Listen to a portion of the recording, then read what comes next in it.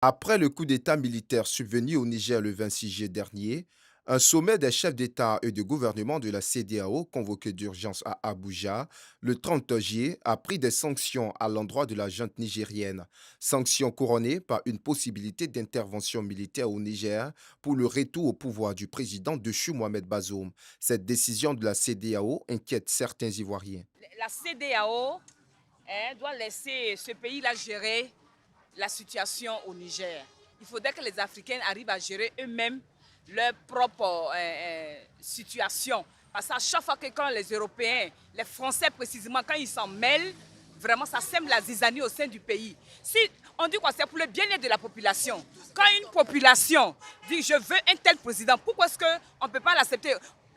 Parce qu'aujourd'hui, c'est quoi? Les présidents, quand ils viennent, ils ne pensent plus à la population. Ils pensent eux-mêmes à leur bien-être. Ça aussi, c'est une réalité. Donc, si c'est la population même qui décide de choisir un président qu'ils veulent, ils sont libres. Trouver une solution pour régler à l'amiable. Voilà, l'amiable, la voie diplomatique est encore mieux. Parce que bombarder un pays africain, c'est comme si nous-mêmes on se bombarde. Et donc, il serait mieux de trouver une voie diplomatique entre nous, la sous-région, l'Afrique de l'Ouest, l'Afrique de l'Est, trouver un compromis pour gérer ça à l'amiable serait encore mieux. Mohamed Bazoum et sa famille sont toujours retenus dans le palais présidentiel à Niamey. Les organisations de la société civile africaine disent non au coup d'État répétitif en Afrique. En Côte d'Ivoire, lors d'un point de presse le 18 août dernier, la coalition nationale pour le sursaut CONASU, dirigée par Zanga Coulibaly, a apporté son soutien à la CEDEAO et encouragé l'institution à trouver un dénouement favorable à cette crise pour le rétablissement de l'ordre constitutionnel. Au Niger, la CONASU interpelle la junte militaire au pouvoir au Niger de saisir cette opportunité de la CEDEAO à l'effet d'aboutir à la restauration de l'ordre constitutionnel pour le bonheur du peuple frère du Niger. Engage la junte militaire à ne poser aucun acte qui pourrait entacher les liens de fraternité entre les deux pays frères que sont la Côte d'Ivoire et le Niger par des accusations gratuites et sans fondement à l'endroit du chef de l'État de Côte d'Ivoire, son Excellence Alassane Ouattara. La plupart des membres de la CEDEAO sont prêts à participer à la force d'intervention, à l'exception des pays dirigés par la junte militaire, le Mali, le Burkina Faso, la Guinée et le Cap-Vert.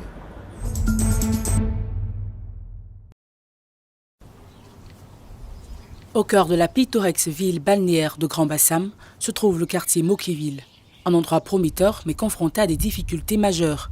Pendant la saison des pluies, ce quartier situé dans un environnement marécageux se transforme en un labyrinthe d'eau stagnante. En l'absence de revêtement bitumineux, Mokéville devient rapidement inondé. Les habitants, ainsi que les taxis communaux, ont du mal à naviguer dans ce labyrinthe d'eau et de boue. C'est difficile, c'est très difficile de sortir du quartier puisqu'il y a les taxis qui ne veulent plus rentrer. Ils sont obligés de nous laisser en bordure de route et puis on est obligé de marcher jusqu'à la maison. Vous avez vu tout à l'heure ce que nous avons fait tout à l'heure. On est obligé de faire un peu avec les enfants pour aller au marché, au travail et tout. C'est difficile. Ces problèmes ont de multiples répercussions. Les véhicules tombent fréquemment en panne et les taxis communaux évitent ces voies détrempées. Évidemment, cela perturbe la mobilité urbaine, laissant les résidents souvent bloqués et incapables d'atteindre leur destination à temps. Cette situation de crise a engendré une vive frustration chez les résidents, qui attendent désespérément l'intervention des autorités municipales. Le paradoxe est évident.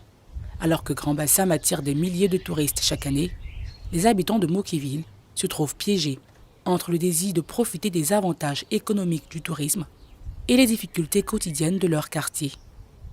Face à ce dilemme, les résidents lancent un appel pressant à la mairie de Grand-Bassam. Nous sommes obligés de marcher, l'eau nous arrivait jusque-là, marcher dans l'eau puisqu'il n'y avait pas d'autre issue. Il n'y a pas d'autre issue. Nous sommes obligés de marcher dans l'eau pour pouvoir avoir accès d'un lieu à un autre. Donc nous demandons en tout cas une intervention au niveau des autorités. Tandis que les résidents sollicitent l'intervention de la mairie pour résoudre cette situation critique, il reste à voir si Mokeville pourra un jour se transformer en un lieu prospère, prêt à accueillir les visiteurs qui affluent vers Grand Bassam à la recherche d'authenticité et de beauté culturelle.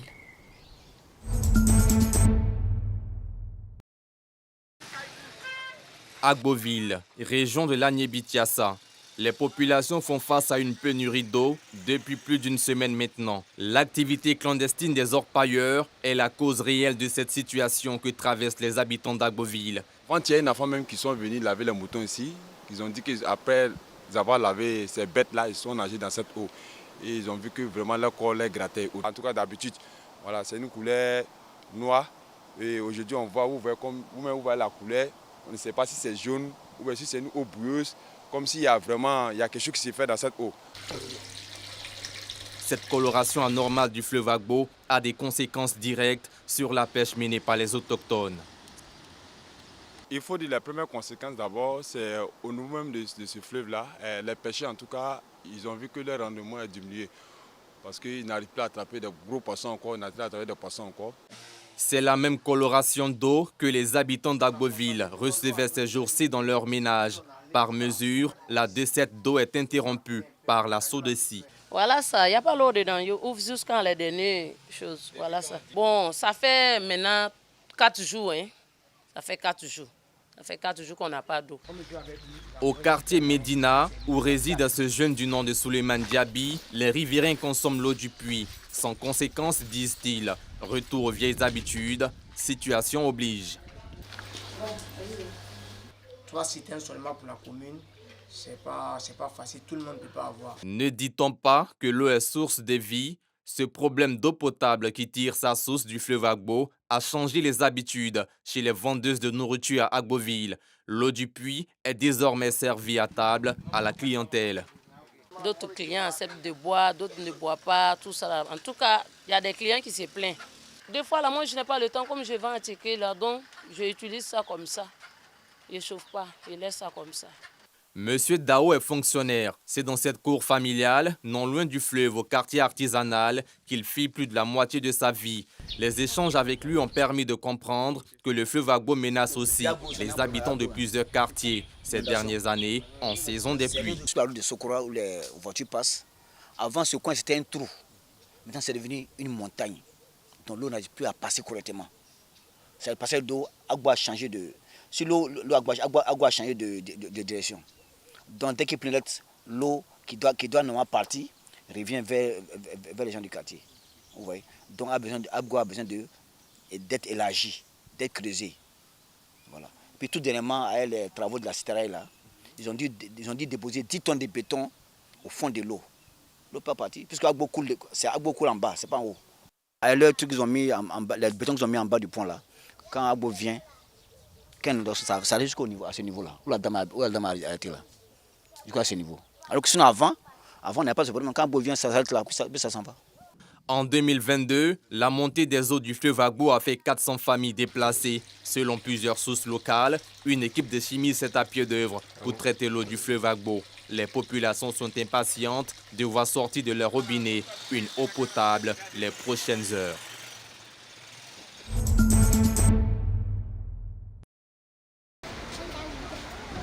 Feuilles fraîches, feuilles séchées, écorces, racines, peaux d'animaux, bouteilles contenant des liquides extraits de ces produits naturels sont entre autres les végétaux qu'utilisent au quotidien les tradipraticiens pour le traitement de plusieurs maladies. Des maladies telles que le paludisme, la fièvre typhoïde, ulcère de brûlure, l'hémorroïde, pour ne citer que celles-ci. Avec un mot de ventre, infection. 109 fibromes, les kisses là, 109. Médicaments de palu, il y a plusieurs façons. Il y a ça. Il y a ça. Et puis il y a 1000 maladies. Un imbricane, c'est comme ça on dit non. Donc, ça guérit ça. Palu là, c'est ça. Ça c'est un médicament de tension. Très efficace, c'est quitté au Burkina. Selon les données de l'OMS, 80% de la population africaine a recours à la médecine traditionnelle pour répondre à leurs besoins en matière de soins. Au demeurant, le tradipraticien bénéficie de la légitimité sociale et culturelle dans les pays africains. Je ne suis pas contre l'utilisation des médicaments traditionnels, mais je suis plutôt contre la mauvaise utilisation des médicaments traditionnels. Parce que la mauvaise utilisation des médicaments traditionnels également va agir sur les reins.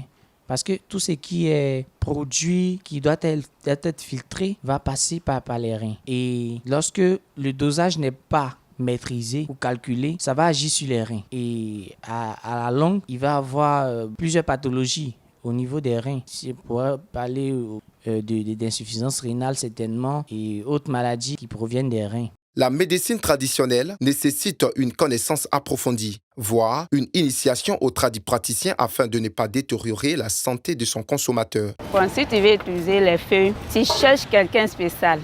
Parce qu'on ne peut pas utiliser les médicaments comme ça. Il y a des feuilles qui tuent. Donc, on ne peut pas boire tous les médicaments comme ça. Il faut que tu t'approches de quelqu'un. Tu n'es pour prouver que maman vend les médicaments. Donc, on fait ensemble. Donc, c'est fait qu'il a maîtrisé les médicaments. C'est grâce à ces connaissances acquises durant des années que les tradipraticiens font des prescriptions à leurs patients. Sans doute, ni crainte, ces patients utilisent ces produits en suivant à la lettre la posologie conseillée. Si tu prends, tu mets dans l'eau et tu masses dans l'eau, tu prends l'eau là, tu bois et tu vas à la selle. Tous les déchets dans le ventre, une maladie là, ça sort. Pour grandes personnes, puis il y a les enfants. Bon, c'est pour grandes personnes. Pour boire seulement ou pour se laver, parce qu'il y a des feuilles. C'est pour boire, je veux. C'est pour boire, tu veux. C'est le cas de cette jeune dame qui décide de confier sa santé à Dame Kadi, vendeuse de médicaments traditionnels. Élodie, cette habituée des traitements à l'indigénat, explique les raisons pour lesquelles elle s'attache à ce type de traitement. Depuis toute petite, nos mamans utilisaient les médicaments traditionnels pour nous soigner. Moi, je préfère les feuilles que les médicaments de pharmacie. Parce que les médicaments de pharmacie, ça calme le paludisme. Mais les feuilles, en tout cas, ça finit totalement. Je peux faire, bon, quand j'utilise les feuilles comme ça, je peux faire au moins 6 mois sans tomber malade. La médecine traditionnelle est intégrée dans le système de santé publique en Côte d'Ivoire. Chaque année, 5 millions de malades sont suivis et traités par des tradipraticiens dans le pays. C'est à son siège, à Cocody, qu'a eu lieu le lancement officiel de Griffe Perso, une application créative mobile de personnalisation et vente quel qu'en soit le support. Ce 18 août 2023 était l'occasion pour Padonou Serge, promoteur de l'application, de célébrer les 10 années d'existence. Sur la plateforme Griffe Perso, vous avez la possibilité de choisir un article, quel que soit l'article sur la plateforme, et de proposer ce que vous voulez de cet article. Je donne un exemple, vous trouvez une tasse, vous la personnalisez, vous mettez votre photo, le message que vous voulez, et nous, derrière, on pourra vous le faire, ce que vous n'avez pas forcément sur les autres plateformes. L'objectif de cette nouvelle application est de promouvoir les talents et artisans africains au plan local et à l'international, digitaliser les ventes des artisans et créer un réseau dynamique pour faciliter une interconnexion entre les acteurs culturels africains. C'est très inspirant dans le sens où aujourd'hui, qu'on le veuille ou pas, tous les domaines sont en train d'être digitalisés et l'artisanat ne peut pas être épargné. De toute façon, c'est un domaine de créativité et la technologie est en pleine expansion, en pleine évolution et c'est bénéfique en fait pour les artisans d'exploiter la technologie dans leur création. Créé au Bénin en 2013 et aujourd'hui présenté en Côte d'Ivoire, Griffe Perso Côte d'Ivoire se veut être la nouvelle solution digitale de développement du secteur artisanal ivoirien.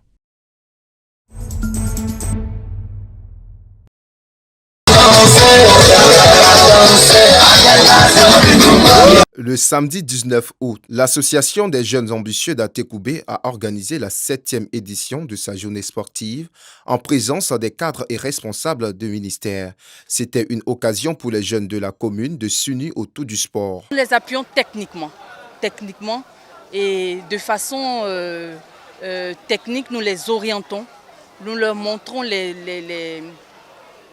chemins à suivre pour organiser de telles activités, de sorte qu'ils puissent prendre conscience qu'on ne peut pas se lever comme ça comme un citoyen lambda pour organiser. Il y a beaucoup de paramètres qui rentrent en compte. Et nous les orientons vers ces paramètres-là pour qu'ils puissent mieux les prendre en compte. Je marche, je suis fatiguée et je transpire, je bois de l'eau. Objectif, réunir les fils et filles de la commune et cultiver la solidarité, ainsi que le vivre ensemble. Les jeunes ont été sensibilisés à adopter de bons gestes à l'approche des élections locales prévues le 2 septembre prochain. Quand les coqs font les palabres, les poussons n'ont pas les places dedans. Nous sommes des enfants, nous sommes des jeunes. La logique souhaiterait qu'on suive les consignes de nos autorités. Si le partout, les autorités décident de nous dire c'est tel ou tel qui est le candidat, on est obligé de s'aligner. C'est ce qui va faire que demain on sera grand, on sera des pays, on envoie des développements. Mais si on doit être des pays développés, il faut qu'on suive les consignes à la lettre. Les élections ne doivent pas être un facteur de déchirure ou quoi que ce soit. Au contraire, ça doit être un facteur de rassemblement parce qu'il faut respecter le choix des uns et des autres. On peut ne pas être des mêmes bords, mais on doit prioriser le vivre ensemble. Descendez-nous, changez de côté.